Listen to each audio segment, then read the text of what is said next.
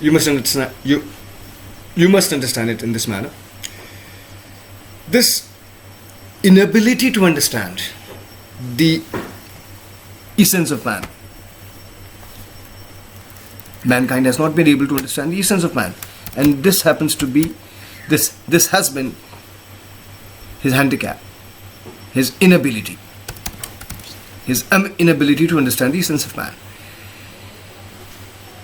This inability to understand the essence of man has continued to flow ever since then. Ever since mankind started leading a settled existence. Ever since then. If this exercise of introspection were to be ever undertaken, this exercise of introspection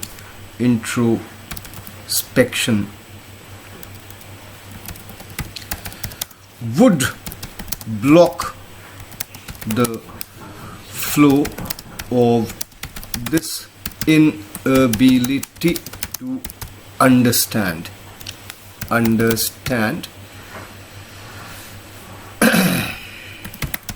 the essence of man.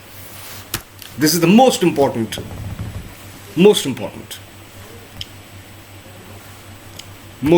benefit that the mankind stands to benefit from. Most important. This thing. It would block the flow of the inability of mankind to understand the essence of man. Now, this is the most important immediate benefit. This is the most important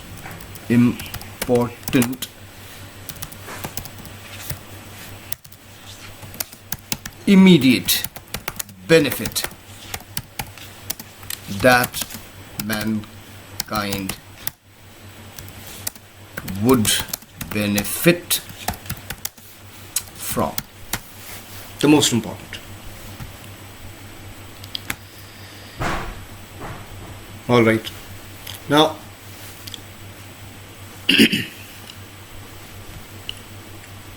let's once again briefly recapitulate what we read, what we considered today in this brief presentation. Now, see, the first important thing that Pablo Neruda, the first important landmark of this poem is the fact that he insists that he would make use of a count of 12. And why he does that? He does it to make this exercise, this all-important exercise of introspection, to give it a universal appeal. And if it isn't universal, it will lose its... mankind would not stand to benefit at all. He sits down to list immediate and long-term benefits, calls it exotic, all right, and then this exercise, he says, would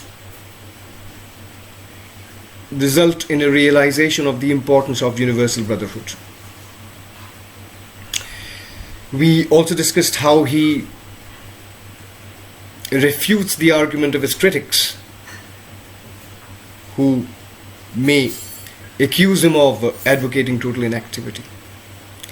He says everything that appears to be quiet and still is not actually dead. And more importantly, mankind would be mentally active when they introspect. And the most important landmark is the fact that the flow of the inability of mankind to understand the essence of mankind would have been blocked by the exercise of introspection. Now, there is one very, very important thing as far as this particular piece of poetry is concerned. Very important thing.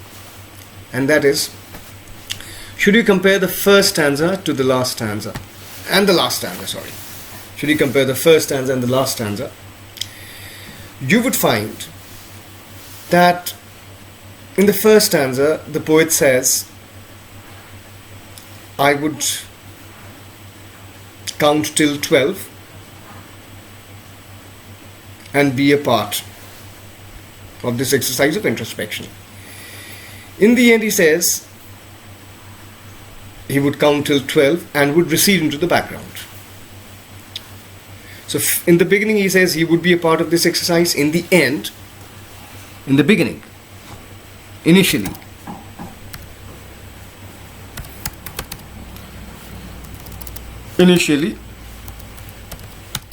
he says he would be a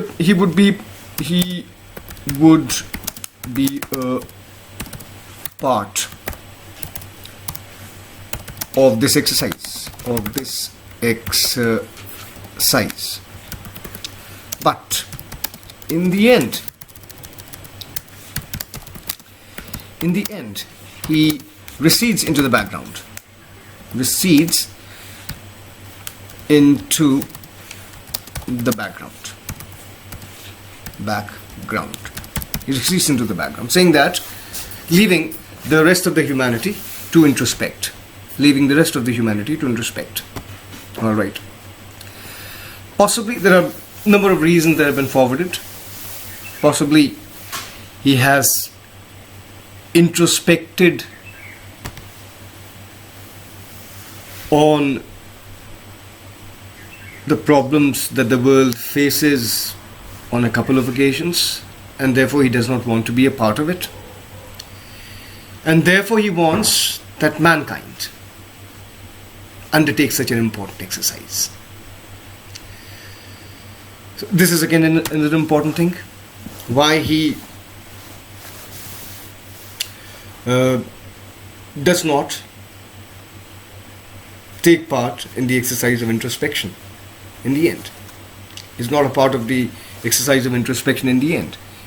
And the possible reason for that is that he has undertaken such an exercise on many occasions before, and would like and now would like mankind to be a part of this exercise. Therefore, he leaves this exercise of introspection. Now, there are so many things that I may have missed, right? Because I don't have the text. All these things, such as have been missed out accidentally, inadvertently, would be taken up in a formal setup when we come together, when we interact together. Now, important thing is, this is important. This is an important piece of poetry. And when we return to the formal setup of a classroom, we would do a lot of written work. That is basically thematic appreciation of the elementary school classroom in Islam, as also thematic appreciation of this particular poem. So this is what your Keeping Quiet by Pablo Neruda is all about. Very important poem, and this particular presentation will be followed by an exercise, and this exercise will carry questions which in academic jargon are labeled as HOTS, high order thinking skills, which test your high order thinking skills, as was the assignment that followed an elementary school classroom in Islam, which among others, which actually is a mix of questions meant for average students and also questions which test high order thinking skills. So that's about it. We meet